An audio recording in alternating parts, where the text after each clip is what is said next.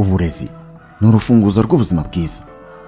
Saint Vincent Paroti Academy ni ishuri rya paruwasi gatolika yitiriwe mutagatifu Vincent Paroti i Gikondo, riyoborwa n'ababikira b'abaparotine biyemeje gutanga uburezi bufite ireme, kuko umwana wahize akurana indangagaciro za gikristo, umuco n'ikinyabupfura. Ubwo urumva handi wajyana umwana wawe ari.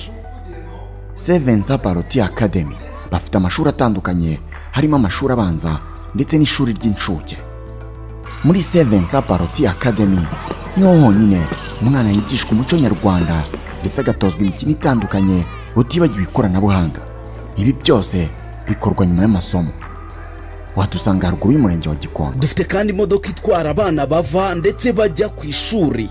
Ku bindi bisobanuro waduhamagara kuri 0782 03 203. Muze tubandika imyanya itarashira, kuko twatangiye kwandika abaziga muri uyu mwaka w'amashuri tugiye gutangira. Saint Vincent Paroti Academy, discipline, amour et l'intelligence. Nuko barinda guheranwa n'urupfu no gufungurira abashonje.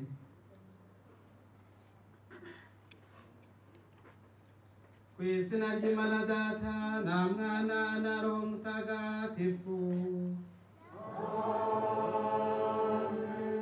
Inema y'Umwami wacu Yesu Kristo n'urukundo rw'Imana Data n'ubusabane kw'Roho Mutagatifu bihorane na hamwe.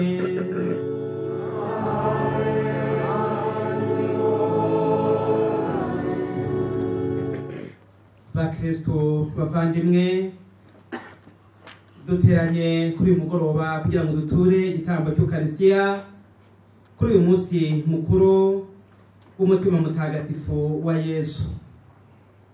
Turi igitambo cy'Ukaristiya twifatanya na Kiliziya y'isi yose. By'umwihariko rero nkatwe bakristo mu muryango remezo wa mutagatifu Constantine turagitura twiyambaza uwo mutagatifu kugira ngo natwe mu buzima bwacu bw'iki gihe tubashe guhamya Yesu Kristo, maze imitima yacu ibe nk'umutima we.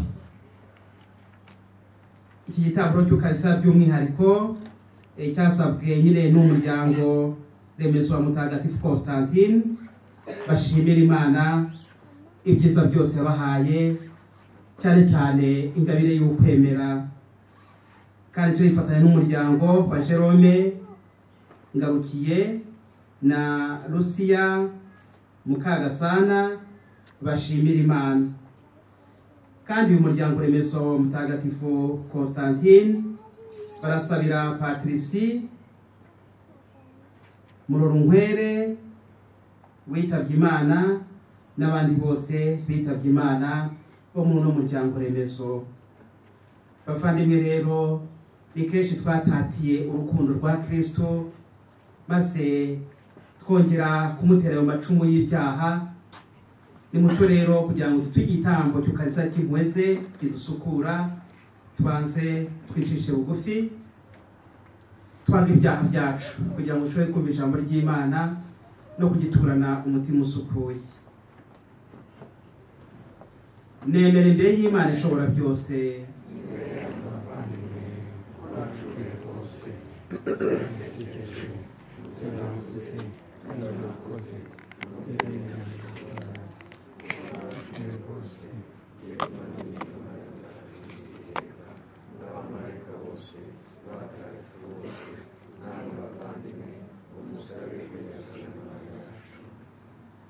Imana ishobora byose nitubabarire, idukize ibyaha byacu, maze izatugeze mu bugingo bw'iteka.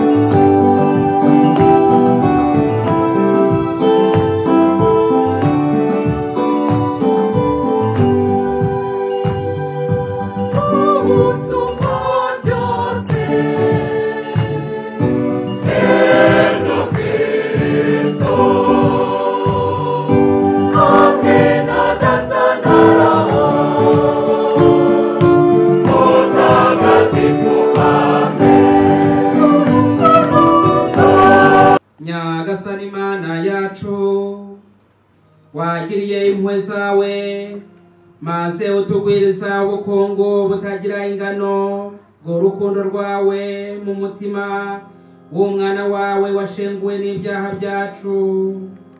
Turakwinginze mu gihe tumwereka ubuyoboke n'icyubahiro biranga urukundo tumufitiye, uduhe kumwitwaraho ku buryo bukwiye. We mubana mugategekana mu bumwe bwa Roho Mutagatifu, uko ibihe bihora bisimburana iteka. Nyagasani Uhoraho aravuze ati, dore njye ubwanjye ngiye gukenura amatungo yanjye kandi nyiteho. Uko umushumba yita ku matungo ye igihe aba ari hagati y'intama zibyagiye, nanjye niko nzita ku ntama zanjye, zivane ahantu hose zatatanyirijwe ku munsi w'ibihu n'umwijima. Koko nzazivana mu gihugu zari zirimo, nzikoranye nzivanye mu bihugu by'amahanga, maze nzigarure ku butaka bwazo. Nzaziragira ku misozi ya Isiraheli, mu mibande no mu turere twose dutuwe tw'igihugu. Nzaziragira mu rwuri rutoshye, maze imisozi isumbya iyindi uburebure ya Isiraheli ibe ikiraro cyazo. Niho zizaruhukira mu kiraro cyiza, zizarishe ubwatsi butoshye bwo ku misozi ya Isiraheli. Ni njye ubwanjye uziragirira intama zanjye, uwo ni Nyagasani Uhoraho ubivuze. Njye nzazibyagiza ziruhuke.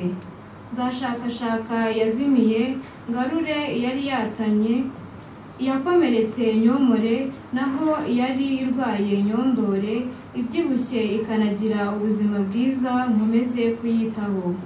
Nzaziragira zose nkurikije ubutabera. Iryo ni ijambo ry'Imana. Uhoraho niwe mushumba wanjye, ntacyo nzabura. Uhoraho niwe mushumba wanjye, ntacyo nzabura. Uhoraho niwe mushumba wanjye, ntacyo nzabura. Andagira mu rwuri rutoshye. Uhoraho niwe mushumba wanjye, ntacyo nzabura. Anshora ku mariba y'amazi afutse, maze akankomeza umutima. Anyobora inzira y'ubutungane, abigiriye kubahiriza izina rye. Uhoraho niwe mushumba wanjye, ntacyo nzabura.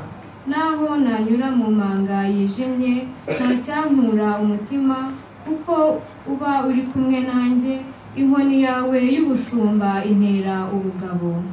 Uhoraho niwe mushumba wanjye, ntacyo nzabura. Imbere yanjye uhategura ameza, abanzi banjye babireba, ukansiga amavuta ku mutwe, inkongoro yanjye ukayisendereza. Uhoraho niwe mushumba wanjye, ntacyo nzabura. Koko ineza n'urukundo byawe biramperekeza mu gihe cyose nzaba nkiriho. Nanjye rero nzazaniturire mu ngoro y'Uhoraho, abe ariho nibera iminsi yose. Uhoraho niwe mushumba wanjye, ntacyo nzabura.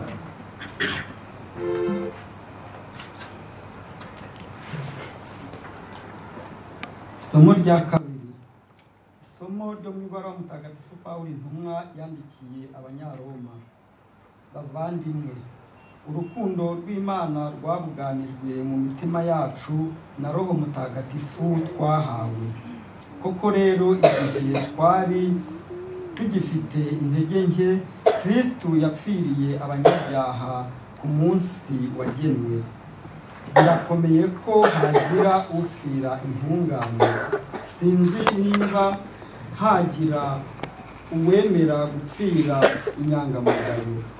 Imana rero yerekanye urukundo idufitiye, kuko Kristo yadupfiriye kandi twari abanyabyaha.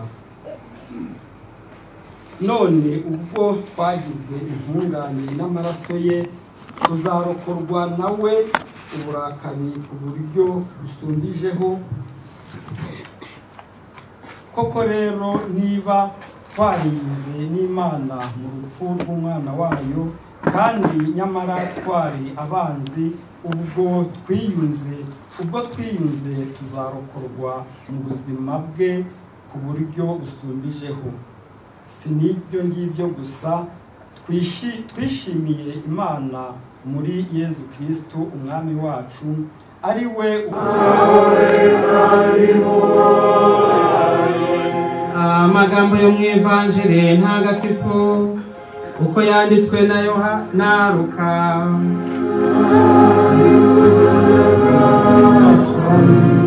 Ijana imwe muri zo yazimira, ntasige za zindi 99 ku gasozi, akajya gushakashaka iyazimiye kugeza igihe ayiboneye.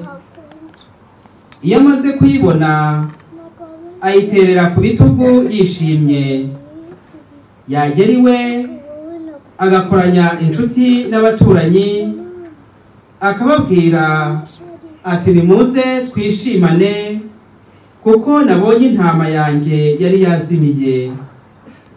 Ndabibabwiye nguko uko umunyabyaha umwe wisubiraho azatera ibyishimo mu ijuru, birenze iby'intungane 99 zidakeneye kwisubiraho.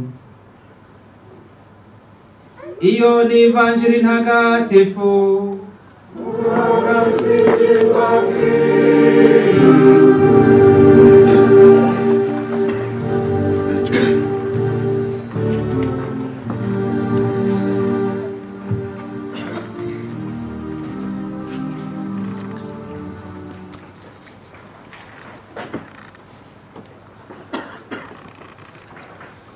Bakristo bavandimwe,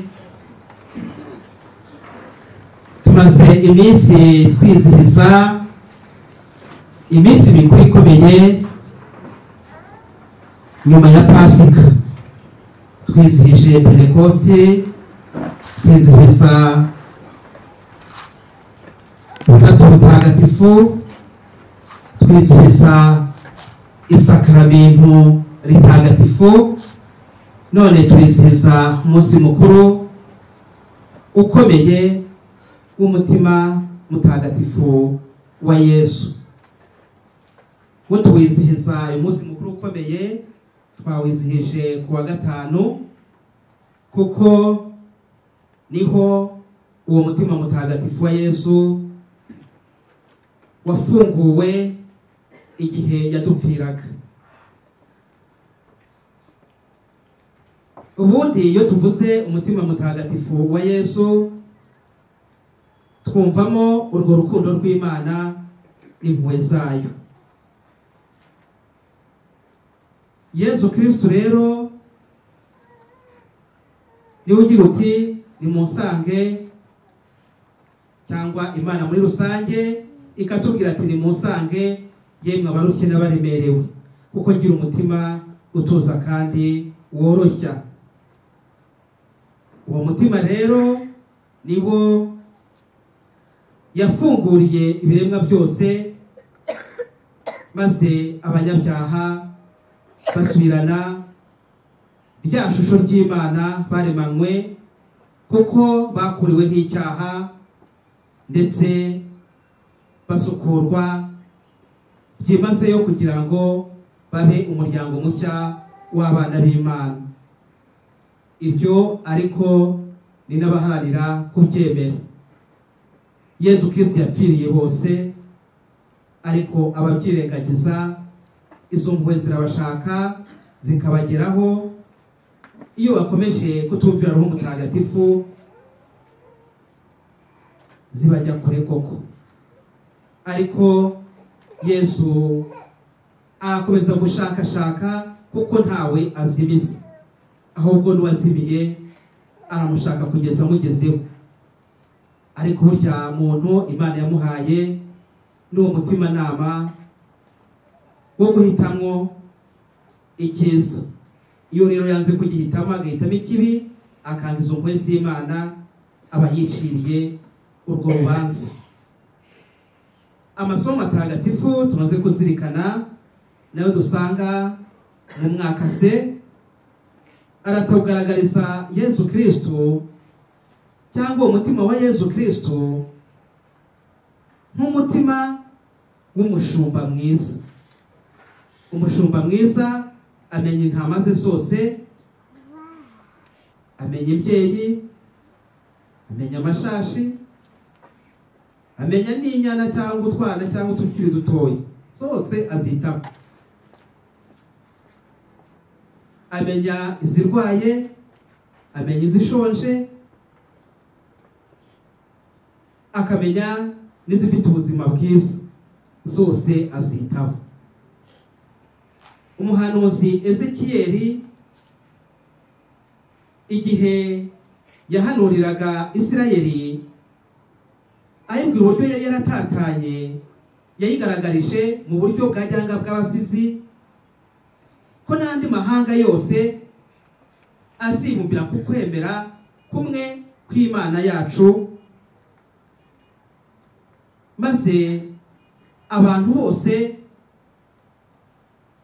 bakagira ubwo bumwe n'ibyishimo byo kwibumbira hamwe. Ntabwo ari Isirayeli iki gihe yavuga ko abantu bagomba kwibumbiraho, ahubwo wari uwo muryango w'abana b'Imana Yesu Kristo yaremye igihe yemeye kwicisha bugufi akaza mu isi, kandi koko akavukira muri Isirayeli, umuryango wa Dawudi, maze abamwemera bose akababumbira hamwe bakaba abo bana b'umuryango mushya w'Imana. Rero natwe twari abanyamahanga twisanze muri uko kwemera. Turahirwa rero ko uko ibihe bigenda bisimburana tugira umwanya nk'uyu nguyu wo guhura ndetse tukizihiza ibyo Kiliziya, uwo muryango mugari nyine w'abana b'Imana yaduteguriye muri liturujia, maze tukibuka uwo mutima utagira inenge wa Yesu. Ni iki no twakura muri isomo rya mbere? Ni iki Ezekiyeli natwe aduhamagarira? Nuko hari byinshi bidukura mu muryango w'abana b'Imana. Hari byinshi muri iyi si biduhihibikanya, ariko nk'uko Yesu yabwiye Marita ati kibanze ndetse ni kimwe, ibyo byose biduhihibikanya bishaka kudukura muri uwo muryango w'abana b'Imana. Kiliziya yaduhaye ubwo buryo bwo kongera kuyegera, kuko kumva ijambo ry'Imana kuko rituruka muri uwo mutima w'urukundo n'impuhwe, bituma natwe twumva ko ibyo twahibikana byose byano ku isi ntacyo byatumarira igihe twabura ubugingo bw'iteka. Kandi nk'uko Abayisirayeli bari bagiye bahura n'izo ntambara, gutwarwa bunyarwo, cyangwa nabumvaga ko batagikeneye kujya gusenga, kujya mu masinagogi cyangwa kubahiriza amategeko ya Musa, uko bajyaga kure bagatangira kwitwara nk'abanyamahanga batemera Imana imwe, bagatangira gukora ibyo byaha, umuhanuzi yabahanuriye kongera kugaruka bakibumbira hamwe, kuko ubundi Israeli cyangwa umuryango cyangwa iyo bita Yerusalemu n'ubwo bumwe, ndetse natwe tuzi ko tuzajya muri iyo Yerusalemu nshya yo mu ijuru, atari iyo ku isi wenda iri kugwamo amabombe muri iki gihe. Rero Ezekiyeli natwe araduhamagara kuva iyo turi iyo yose mu mahanga. Ubundi iyo dukoze icyaha tuba tugiye mu mahanga, tuba tugiye kure y'Imana, tuba tuye abana bavuye mu rugo, tuba tubaye izo ntama zizimiye zigiye zivuye mu rwuri ahari byose, zigiye hari ibirura ndetse n'abashimusi. rero iryo jambo ry'Imana uko Ezekiyeli yarivuze natwe riratubwira muri iki gihe kureba ibyo turangariyemo kugira ngo tugaruke ku ijambo ry'Imana, kugira ngo tugaruke mu muryango w'abana b'Imana, kugira ngo tugaruke muri urwo rukundo rw'Imana. Rero twumve ko iryo jambo ritashaje, ahubwo n'ubu rikiduhamagarira kwibumbira mu muryango w'abana b'Imana ari wo Kiliziya, tugahabwa ibyo byose byiza bikomoka mu rukundo n'impuhwe bya Yesu Kristo. Rero ahantu ho twakwibuka Yesu Kristo azutse, yabwiye Petero ati urankunda? Undi ati ndagukunda. Ati ragira intama zanjye. Amubaza bwa kabiri ati ragira abana b'intama zanjye. Yamubaza n'ubwa gatatu ati ragira intama zanjye. Bivuze ngo rero izo ntama Yesu Kristo yavugaga ni twebwe abigishijwe tukemera, kuko Yesu Kristo adufata nk'intama ze agomba gukenura aziha ibikwiriye byose, kandi koko yaranabitanze. Uwo Yesu Kristo wabwiye Petero ati ragira abana b'intama zanjye, ragira intama zanjye, niwe yari yarabwiye ati mugize urutare, kuri urwo rutare zubakaho Kiliziya yanjye, n'ububasha bw'ikuzimu ntibuzayishobora. Amuha izo funguzo. Rero ni ukuvuga ngo imiryango yose muri Kiliziya irafunguye kugira ngo abantu binjire, baze buhirwe n'amazi asukura yavuye mu rubavu rwa Yesu Kristo, kandi babarirwa ibyaha byabo kubw'amaraso yameneye ku musaraba. Izo mpuhwe ze ziracyakora. Rero twese twakwiyumvamo nk'intama zimeze neza, zishishe, kuko dusenga buri munsi, kuko twihanganira ibigeragezo, kuko tubona urebye dufite ukwemera Yesu Kristo atwitaho. Ariko niyo twakwiyumvamo ko twagiye kure y'Imana, imitima yacu irimo ibyaha, irimo imihangayiko, twumve ko na Nyagasani nawe ari kuza atubwira ati nimuze nimusange, kuko adushaka kugira ngo aduhe umutima we utuza kandi woroshye. Rero Nyagasani niwe mushumba wacu, niwe twitaho, aduhaza ibyo byiza byose biba muri Kiliziya. Aha niho Pawulo mutagatifu yahereye agira ati urukundo rw'Imana rwabuganijwe mu mitima yacu na Roho Mutagatifu twahawe.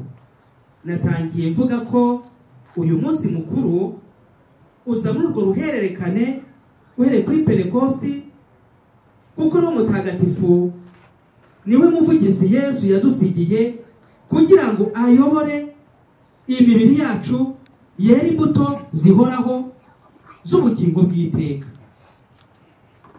Rero Roho Mutagatifu yaduhaye urukundo rwa Kristo mu mitima yacu.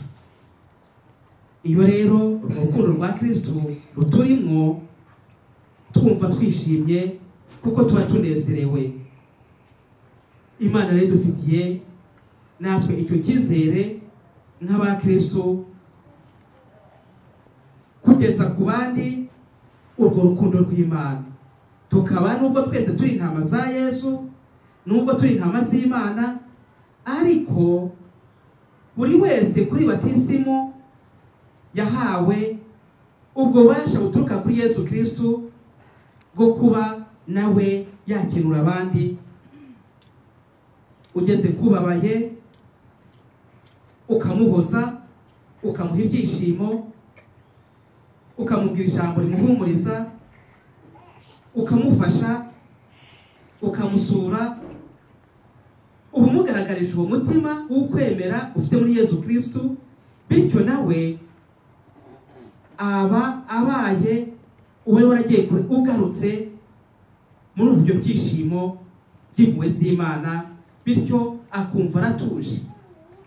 Rero natwe urwo rukundo rwa Kristo rwaje mu mitima yacu, tugomba kurugeza ku bandi, tugafungura umutima wacu, tugafungura ibyiza birimo tukabigeza ku bandi, ndetse n'ibibi birimo tukabiha Yezu Kristo. Ibi biri mu mitima yacu nitukagire abavandimwe bacu tubiha, tujye tubiha Yezu Kristo. Ahubwo ibyiza birimo rero tubyo ari byo duha abavandimwe bacu. Mu ivanjiri Yezu Kristo yagaragaje ko ari umushumba mwiza koko, atanga urugero abantu twe tutakumva. Niba hari abafite nk'urwuri cyangwa niba ufite uburyo bwo kubara, yakumva hari agaciro koko nk'umuntu uri ahantu ku gasozi, hashobora kuba haba ibyagirira nabi uburyo bwawe, imwe irazimiye, usize za 99 ugiye kwishaka, kubw'abantu ndumva bitashoboka, ahubwo usigara urinze za zindi zigihari. Kuko twebwe ku mibare yacu gusiga ibintu 99 ugiye gushaka kimwe ntibyumvikana, ariko ku Mana nirwo rukundo tubona nyine Yesu Kristo yaduhaye. Ninde murimo wasiga, ariko akagaragaza ko iyo nta bimwe n'ibizimiye Yesu Kristo ayishakisha n'imbaraga ze zose.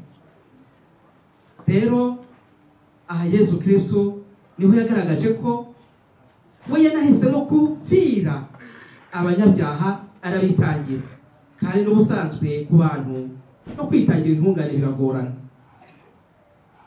Rero twumve ibyo yakoranye urwo rukundo rwe, twumve ko natwe tugomba kurega kamere yacu tukayoborwa n'Roho Mutagatifu, maze tugakunda uko Imana ikunda, tugakunda uko Kristo akunda.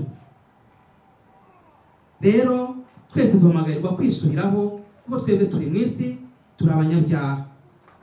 Iyo twisubiyeho dutera ibyishimo byinshi mu ngoma y'ijuru, kuko tuba twongeye kugaruka mu muryango w'abana b'Imana.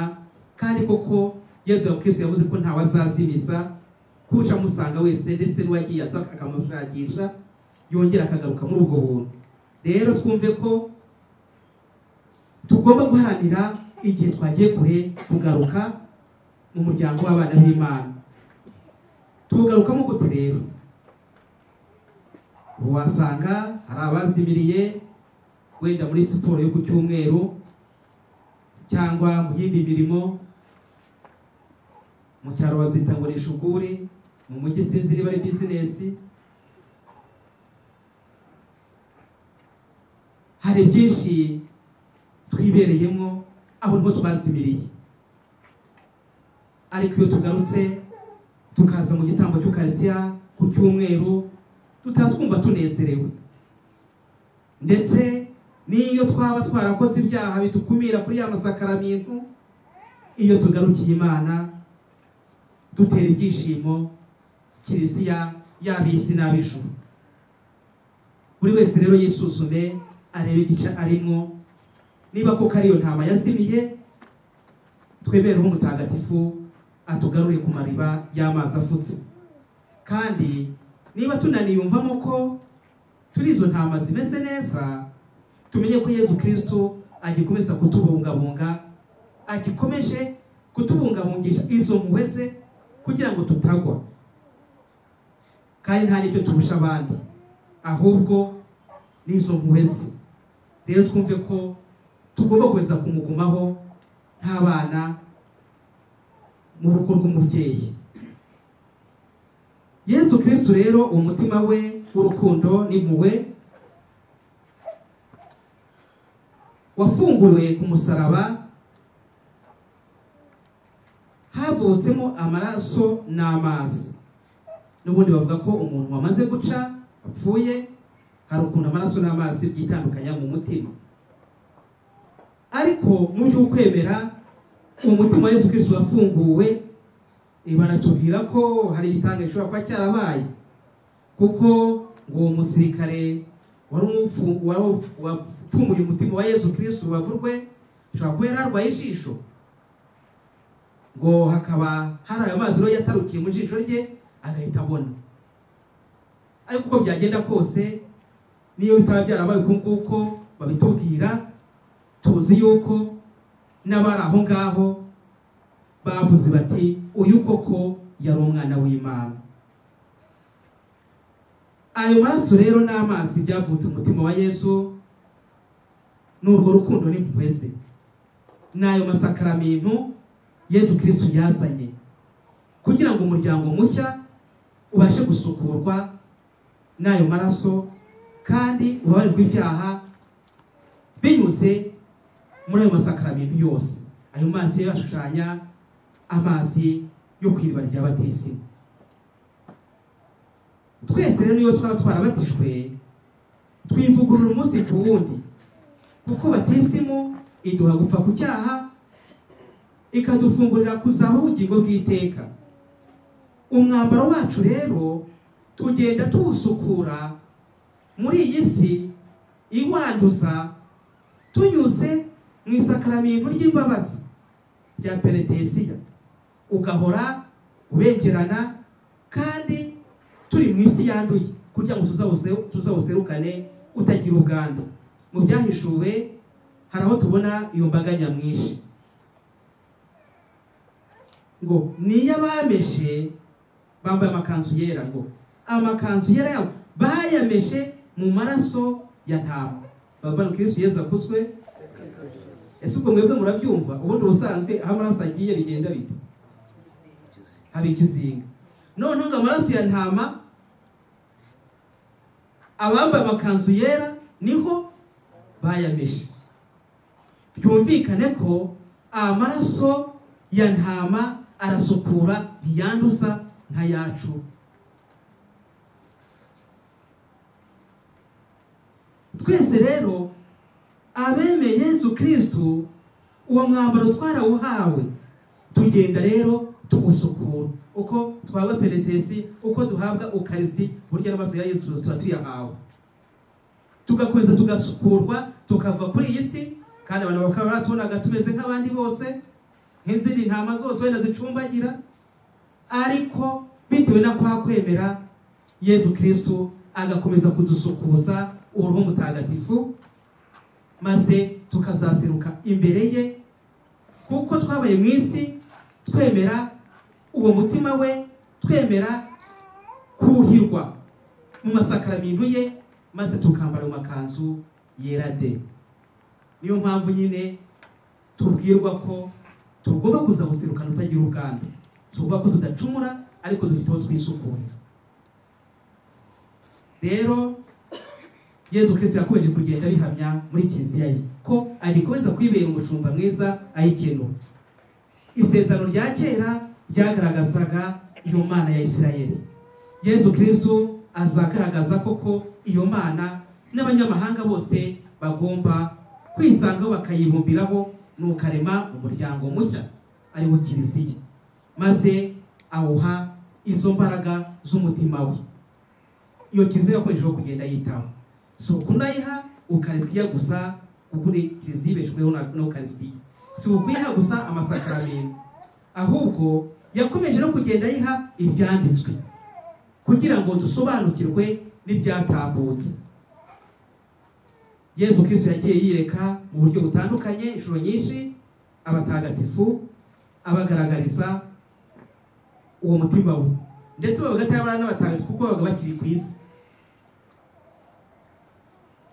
Tujya twumva mutagatifu uyu munsi ni umunsi mukuru w'abanyamutima, sibyo ra? Hari n'imiryango y'abahaye Imana yambaza umutima mutagatifu wa Yesu Kristo, ariko bakagira n'abarayiki bayibamo. Mwaba mwarigeze mwumva umutagatifu witwa Margarita wa Alacoque? Mwaba mwaramwumvise. Yesu Kristo yagiye amwereka kenshi amugaragariza uyu mutima. Ni ukuvuga ngo Yesu Kristo ntabwo ngo ibyo navuze byararangiye mugende uruguriro hariya birahagije, ahubwo agenda yongera kugaruka akatwibutsa ndetse tugasobanukirwa n'ibyanditswe bitagatifu koko. Sinajya kure kuko ndi umupadiri w'amazotumwa gatolika abaparotini.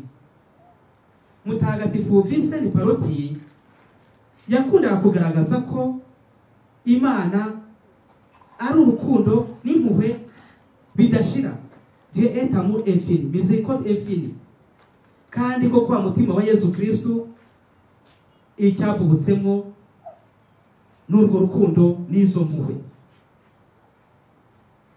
Rero izo mpuhwe z'Imana ntizigira iherezo, igihe cyose zama zidusanga, zama zidushaka.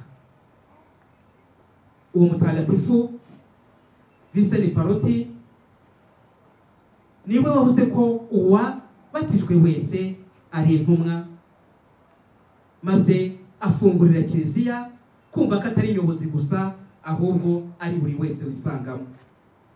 Ni nayo mpamvu nyine bamugize mutagatifu mu nama ya kabiri ya Vatikani, kuko ariyo yarebaga uruhare cyane cyane rw'abakristo bose muri Kiliziya. Rero twumve ko Yesu Kristo yakomeje gukora kugeza na n'ubu. Yewe ntibyanatinze tujya twumva mutagatifu Faustin Kowalska. We Yesu Kristo yaje amwiyereka amubwira ko ari umunyamabanga w'impuhwe ze, kandi impuhwe za Yesu nyine zavuye muri uwo mutima. Bivuze ngo uwo mutima wafunguye ku musaraba, tukaba turi mu myaka 2025 cyangwa 2025 uyu nkuru zitugezeho, uracyakomeza kugenda no mu bo dusanzwe tuzi ugaragaza ko ibyanditswe byo kwibumbira ku Mana kandi dukenura tugomba kubibamo. Rero twese twumve ko hari igihe tuba twumva twagiye kure y'Imana bitewe n'agahinda. Burya ikimenyetso cy'uko shitani yakwibasiye ni igihe uba wumva wabuze ibyishimo. Hanyuma rero iyo ubonye ibyo byishimo bituruka ku Mana birumvikana atari iby'abantu, uba wongeye gusubira mu Mana. Rero Yesu Kristo aracyakomeza kuduhamagarira n'ubu kugana uwo mutima we, tukumva ko ubuzima bwacu bwashaba bushaririye tugomba kubona mu mutima we woroshya ugira impuhwe. Yemwe abarushye n'abaremeye n'umusangiza baruhura, ko tugomba kumusanga tukagira ibyishimo. Urazi kuba wagiye gusenga wumva uremerewe, hanyuma ukaza gutaha wumva umutima wurutse. Ni ukuvuga umutima wawe uba wamaze kwinjira mu mutima wa Yesu, ibyo byishimo byagutaye. Rero ntitugahangayike nk'abatagira umushumba twitaho.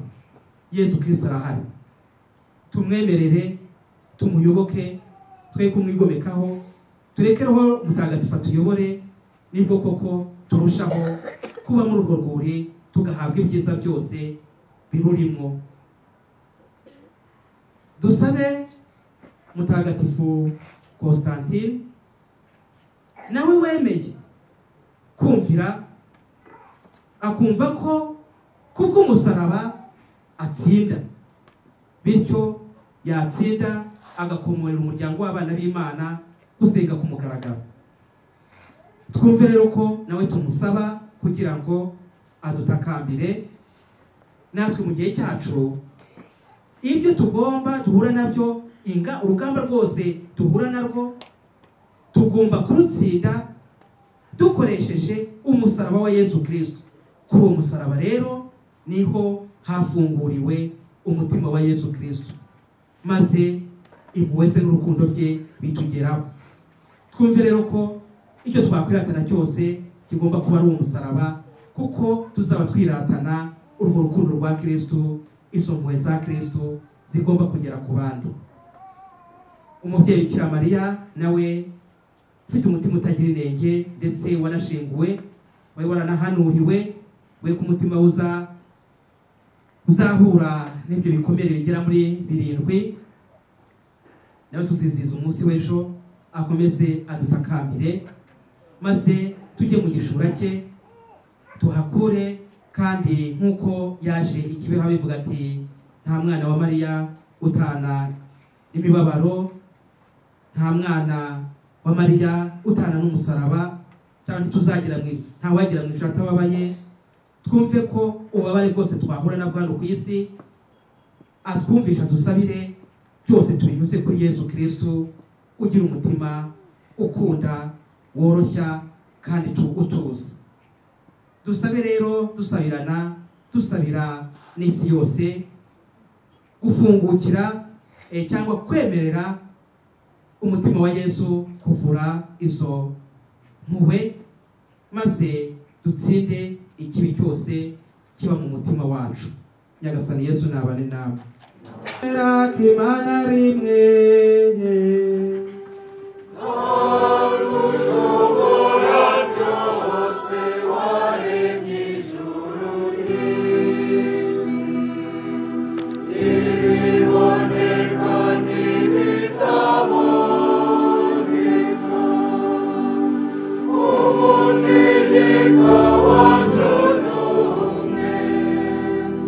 Umwana w'ikinege w'Imana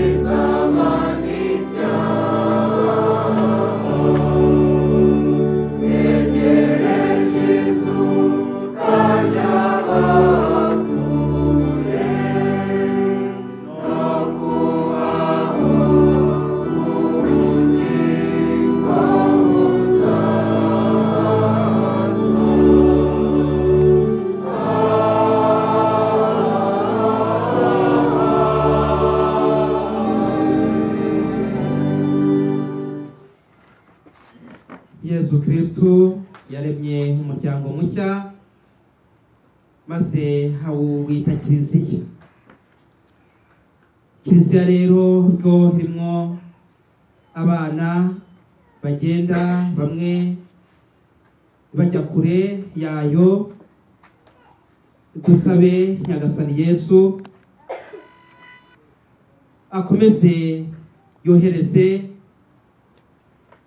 abashumba baza kongera kubakoranyiriza hamwe, maze duture iri sengesho ryacu turinyuze ku mubyeyi Bikira Mariya, akomeze ahakirwe umuryango w'abana b'Imana bose kwibumbira ku mushumba umwe ari we Yesu Kristo, basangira urwuri rumwe rw'amasakaramentu.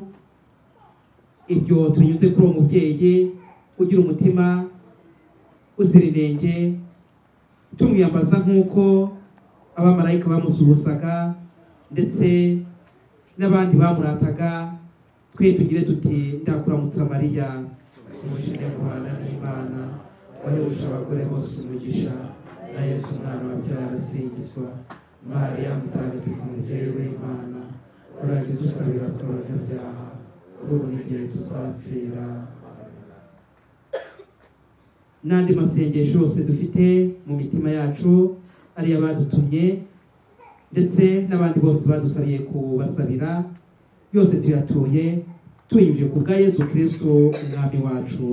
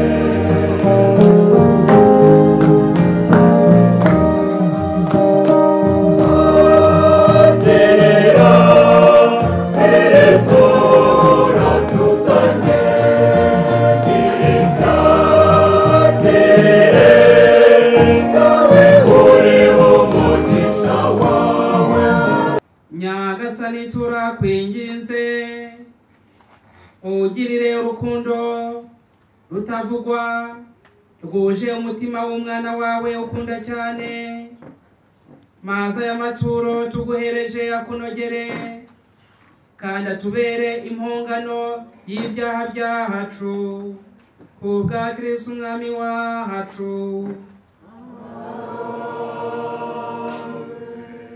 Nyagasani Yesu nabane na hamwe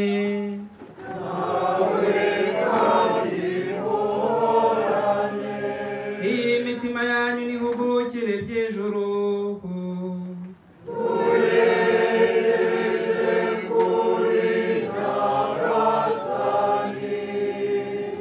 Dushimire Nyagasa ani Imana yacu.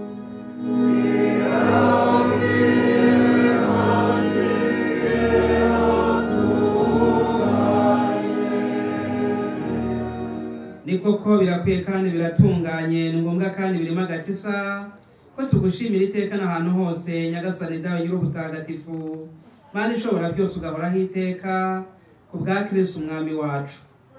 Niwe watwitangiye igihe abambwe ku musaraba kubera urukundo ruhebuje adukunda, kandi igihe urubavu rwe rwahuranyijwe n'icumu yavuye amaraso n'amazi, bityo kutuvuburira amasakaramentu ya Kiliziya kugira ngo abantu bose bareshywe n'uwo mutima ukinguye w'umucunguzi, maze bahore bavoma ibyishimo ku mariba y'umukiro. Nicyo gitumye twifatanya n'abamarayika n'abatagatifu bose ngo tugusingirize icyarimwe tuvuga ubudahwema tuti: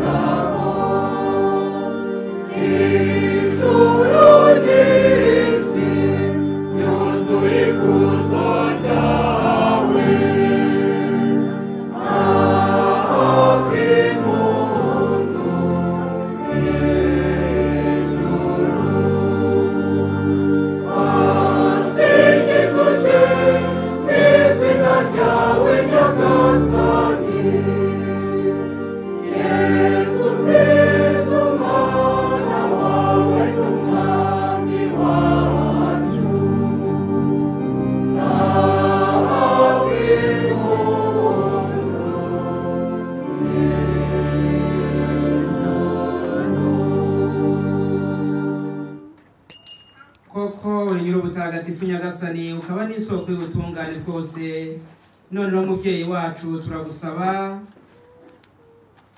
ngo usakaze roho wawe kuri aya maturo, maze uyatagatifuze kugira ngo ahinduke atubere umubiri n'amaraso ya Yesu Kristo umwami wacu. Igihe yari agiye kugabizwa abane n'upfu ku bushake bwe, yafashe umugati arashimira arawumanyura, nuko awuhereza abigishwa avuga ati: nimwakire maze muryeho mwese, iki ngiki koko ni umubiri wanjye ugiye kubatangirwa.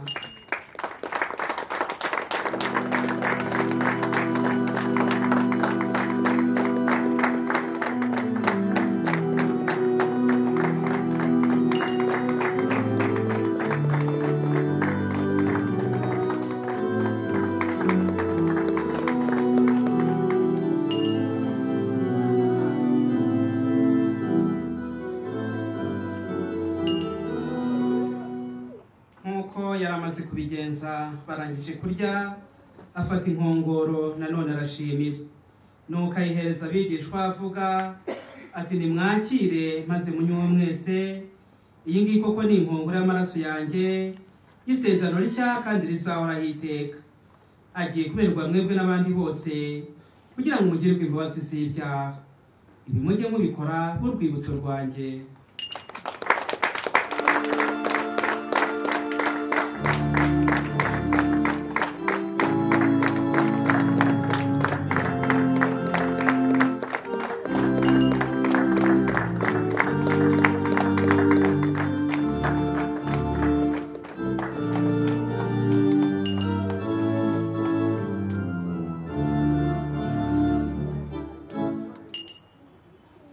Iri ni iyobera rikomeye ry'ukwemera.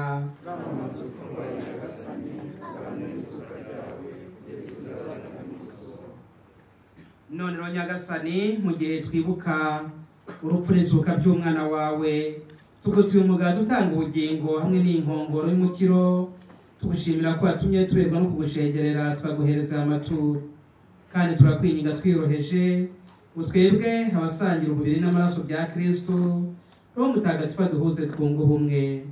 Nyagasani, uke kiliziya yawe yogeye ku isi hose, maze uherwe rya mbere mu rukundo, hamwe na papa wacu Leo wa 14 na arikeskopi wacu Antoni Karidinali Kambanda n'abatoye umurimo wa Letari bose. Nyagasani, wibuke abayoboke bawe Patrici Murorunkwere n'abandi bose wahamagaye ubavana kuri iyi si, maze ubwo bunze ubumwe n'umwana wawe mu rupfu rumeze nk'urwe, ubaye no kumwishushanya mu izuka rye. Wibuke kandi n'abavandimwe bacu bapfuye bafite ubwizere bwo kuzazuka, hamwe n'abandi bose bapfuye usanzwe ufitiye impuhwe, maze ubakirire mu rumuri ruguturukaho. Turakwinginze ngo natwe twese tugirire impuhwe, maze tuzashobore kugira umwanya mu bugingo bw'iteka, hamwe na Bikira Mariya umubyeyi muhire w'Imana, Yosefu mutagatifu umugabo udahinyuka, n'intumwa zawe ntagatifu, Mutagatifu Constantine, bazina bacu batagatifu, n'abandi batagatifu bose bakunyuze uko ibihe byagiye bisimburana. Nuko hamwe nabo tuzagusinze tukurata ku bwa Yesu Kristo umwana wawe. Dawe Mana ishobora byose, icyubahiro cyose n'ikuzo ryose ubishyikirizwa na Kristo, ukabihabwa hamwe nawe, ukabiherwa muri we, mu bumwe bwa Roho Mutagatifu, kuko ibihe bihora bisimburana iteka. Nk'uko twabibwirijwe n'Umukiza, akanabidutegeka kandi akabitwigisha, tutinyutse kuvuga tuti dawe uri mu ijuru.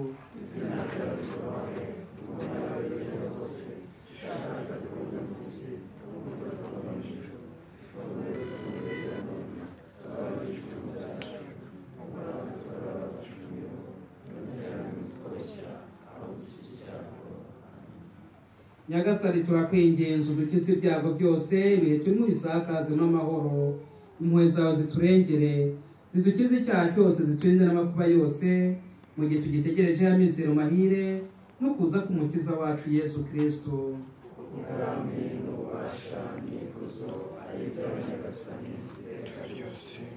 Nyagasani Yesu Kristo, wabwiye intumwa zawe uti mbasigiye amahoro, mbahaye amahoro yanjye. Ntiwite ku byaha byacu, ahubwo wite ku kwemera kwa kiliziya yawe, maze ku bushake bwawe ihe amahoro, kandi wibumbire mu bumwe, wubahe ugategeka iteka ryose. Nimugire iteka amahoro ya Nyagasani. Mu rukundo rwa Kristo nimwifurizanye amahoro.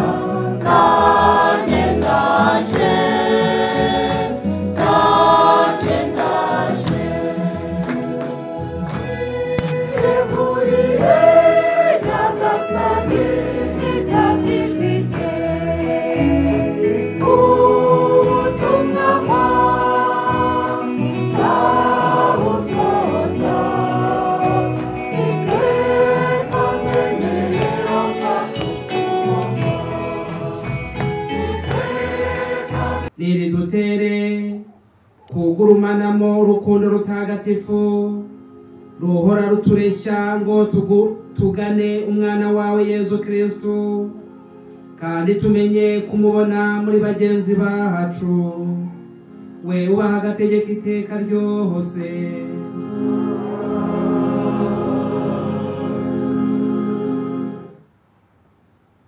Tugiye guhabwa umugisha, tugiye guterwa amazi atwibutsa abatisimu twahawe. Iyo batisimu rero niyo tugize abana b'Imana twinjira muri umuryango mushya, kandi ayo mazi riba rya batisimu nyine anashushanya ari yavuye mu mutima mutagatifu wa Yesu. Afite ibikoresho by'ubuyoboke bitahawe umugisha nabyo bitegure bihabwe umugisha.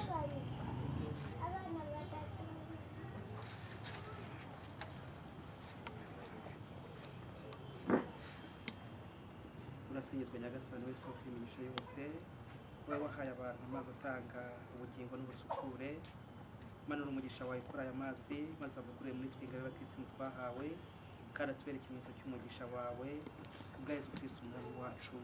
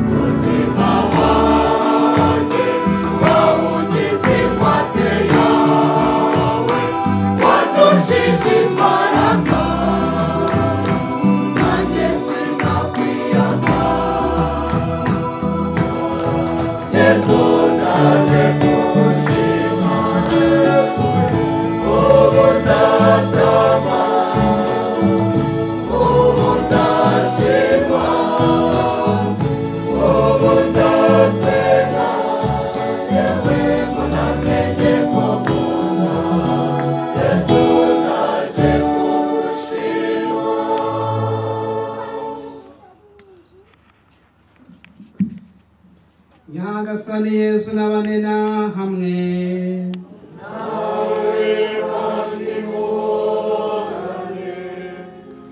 Nyagasani Imana duhumuriza igihe cyose, nayobore kubaho kwanyu mu nzira y'amahoro ye, kandi abuzuzemo ingabire z'umugisha we.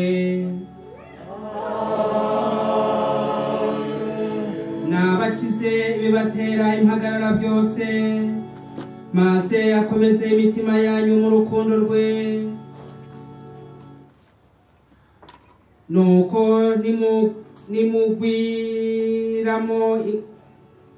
nimugwiramo ingabire y'ukwemera, y'ukwizera n'iy'urukundo, muzabe ingirakamaro mu mibereho yanyu hano ku isi, maze muzashobore kugira ihirwe ryo kugera mu bugingo bw'iteka.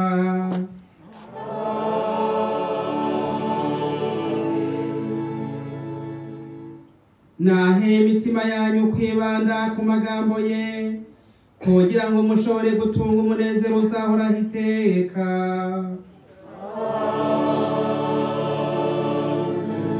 Ushobora byose n'abaha umugisha, Imana Data na Mwana na Roho Mutagatifu.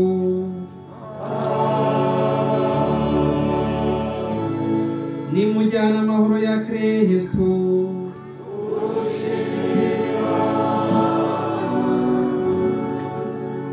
Uburezi ni urufunguzo rw'ubuzima bwiza. St Vincent Paroti Academy ni ishuri rya Paruwasi Gatolika yitiriwe Mutagatifu Vincent Paroti i Gikondo, riyoborwa n'ababikira b'abaparotini biyemeje gutanga uburezi bufite ireme, kuko umwana wahize akurana indangagaciro za Gikristo, umuco n'ikinyabupfura. Ubwo urumva ahandi wajyana umwana wawe ari.